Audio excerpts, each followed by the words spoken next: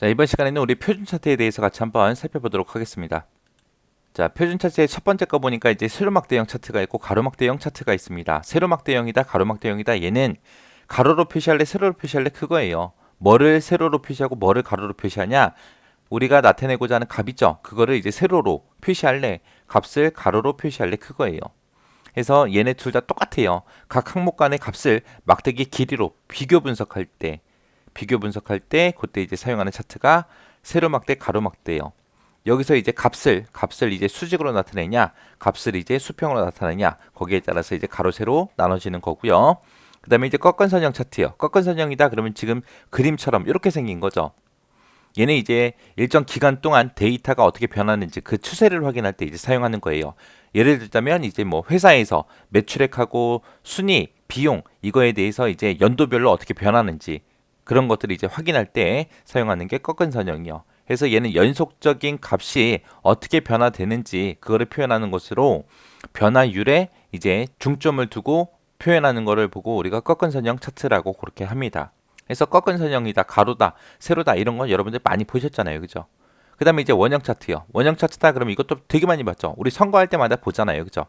얘는 전체 항목의 합에 대한 각 항목의 비율을 나타내는 그런 차트를 보고 우리가 원형 차트라고 하죠. 이 원형에 보게 되면 이렇게 나눠져 있죠. 조각들이 나눠져 있죠. 이 조각을 서로 전부 다 분리도 할 수 있고요. 일정 하나의 이 조각을 따로 떼어낼 수도 있습니다.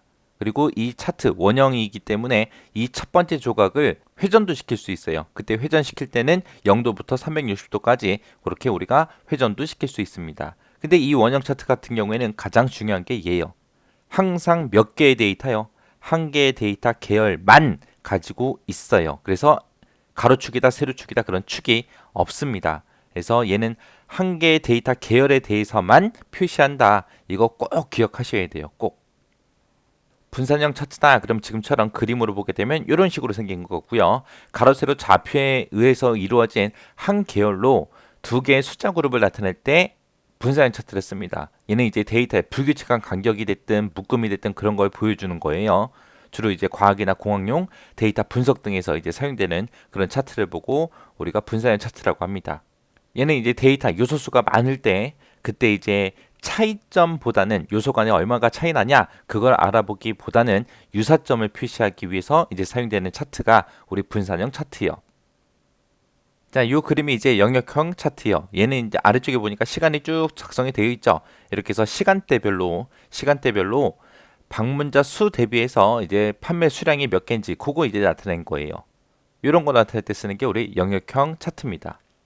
자, 여기 보니까 이제 나왔죠. 시간에 따른 각 값의 변화량을 서로 비교할 때 사용되는 거고요. 얘는 전체 영역하고 특정 영역을 서로 비교해서 전체와 이제 부분 간의 관계를 그렇게 나타낼 때 쓰는 게 영역형 차트입니다.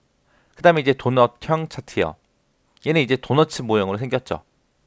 얘는 전체에 대한 각 부분의 관계를 비율로 그렇게 나타내서 각 부분을 비교할 때 이제 사용되는 차트를 보고 얘기하는 거고요.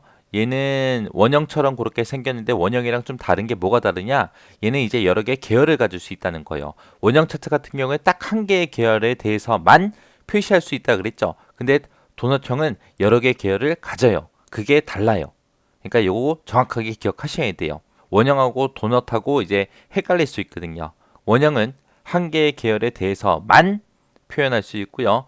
도넛형 차트다라고 하게 되면 이제 여러 개의 계열을 가질 수 있더라라는 거 기억하시면 돼요. 얘도 마찬가지로 원형처럼 첫 번째 조각을 0도부터 시작해서 360도까지 회전시킬 수 있어요. 그리고 도넛형은 가운데 보면 구멍이 뚫려 있죠. 이 구멍의 크기도 우리가 조절할 수 있습니다. 0%부터 100%가 아니에요. 왜? 0%다 그러면 차트가 표현이 안 될 거 아니에요. 100%다 그러면 꽉 차버리니까 구멍이 없어질 거 아니에요. 그죠? 그래서 10%부터 시작해서 90%까지 그 사이의 값으로 구멍의 크기를 조절할 수 있습니다. 여기서 이제 여러 개의 데이터 계열을 갖는다 그랬는데 이게 무슨 말인지 좀 보세요. 자, 이런 식으로 해서 이제 각 항목 여러 개의 계열을 사용할 수 있다는 거예요.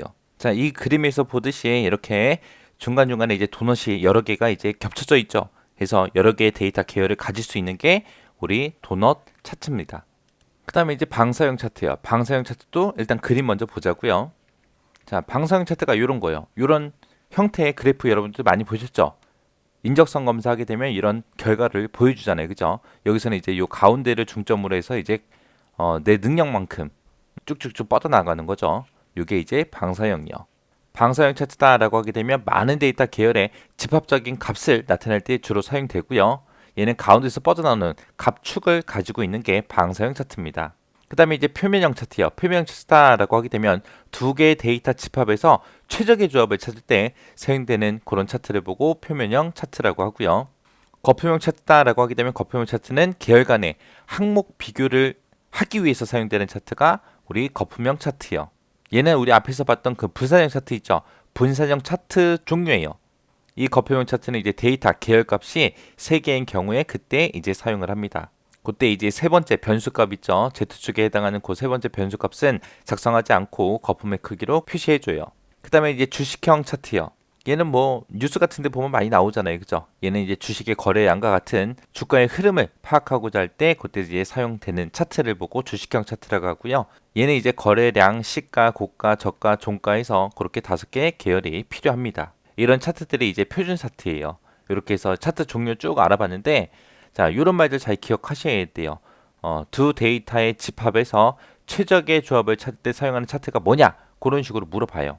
많은 데이터가 있을 때 그때 집합적인 값을 나타내는 게 뭐냐?